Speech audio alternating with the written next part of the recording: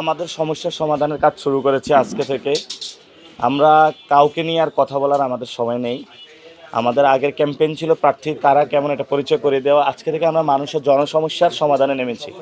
আমরা গাউসে পার্ক মার্কেটে আছি।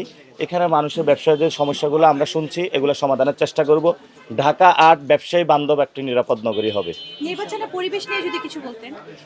হ্যারাসমেন্ট হচ্ছে বিভিন্ন জায়গায় এবং নির্বাচনে যে আইন শৃঙ্খলা আছে সেগুলো ব্যত্যয় হচ্ছে, তো সেগুলো নির্বাচন কমিশন দেখবে।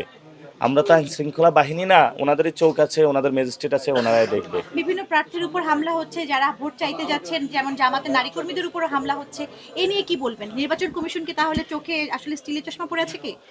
নারীদের উপরে হামলা হচ্ছে এটা সত্য, এবং নারীদেরকে রাজনৈতিক ক্ষেত্রে তারা যখন ভোট চাইতে যাচ্ছে তখনই হামলা হচ্ছে। আর প্রার্থী হলে তো আরো বড় ধরনের হামলা হতো। এই জন্য অনেক আপনার উপরও হয়েছে। আমার উপরেও হামলা হয়েছে। তো আমরা এগুলোর বিচার দাবি করছি এবং সাথে সাথে বাংলাদেশকে নারীদের একটি নিরাপদ নগরে আমরা চাচ্ছি। একটি দল নারীদেরকে গণতন্ত্রে অংশগ্রহণে বাধা দিচ্ছে, আমরা তাদের প্রতি আহ্বান জানাবো।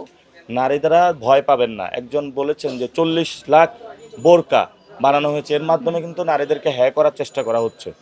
আমরা মনে করব যে নারীদেরকে গণতন্ত্রতে নিয়ে আসা প্রয়োজন। 50% নারী বাংলাদেশে রয়েছে। আমরা সবার কাছে আহ্বান জানাবো। আমরা এখন পজিটিভিটির মধ্যে দিয়ে যাব, আগামী 10 দিন জনসমস্যার সমাধান করব। ধন্যবাদ।